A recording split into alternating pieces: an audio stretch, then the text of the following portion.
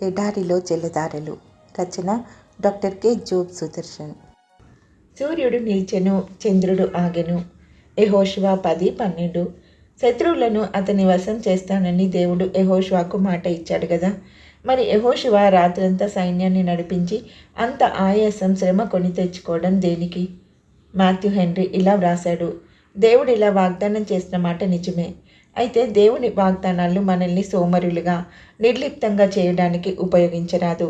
వాగ్దానాలు మనల్ని మరింత ప్రోత్సహించి మన ప్రయత్నాల్లో మరింత చైతన్యవంతులుగా, కార్యశూరులుగా చేయాలి. సూర్యుడా, నీవు గిబియోనులో నిలువుము.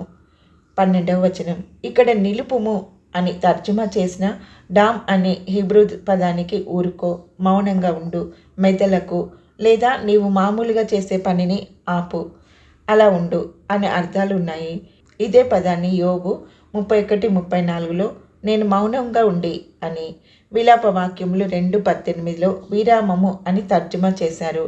సూర్యుడు, చంద్రుడు మౌనంగా మెదలకుండా ఊరుకోవడం అంటే ప్రకాశించడం ఆగిపోవడం, అంటే దట్టమైన మబ్బులు కమ్మి చల్లని నీడ నెలకొనడం.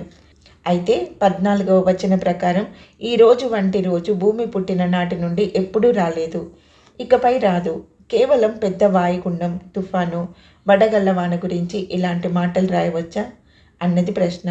మరికొందరు పండితులు దీన్ని అద్భుతాలలోకెల్లా పరమాద్భుతంగా ఎంచారు.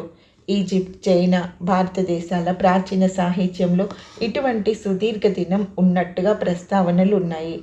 ఆకాశంలో సూర్యుడు నిలిచిపోవడం అంటే భూమి తన చుట్టూ తాను తిరిగే వేగం తగ్గాలి.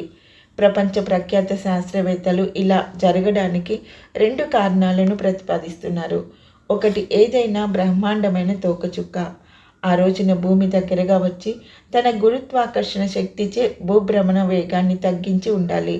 దాని తోకలో వేగంగా ప్రయాణించే మంచురాళ్ళు పాలస్తీనా ప్రాంతంలో కొద్ది గంటల పాటు భూమిని స్పర్శించి దాటిపోయినప్పుడు కొద్ది చదరపు మైళ్ళ విస్తీర్ణంలో భయంకరమైన మంచురాళ్ళు శరవేగంతో వర్షించి ఉండవచ్చు. భూమి తన చుట్టూ తాను సుమారు గంటకు 1670 కిలోమీటర్ల వేగంతో తిరుగుతున్నది.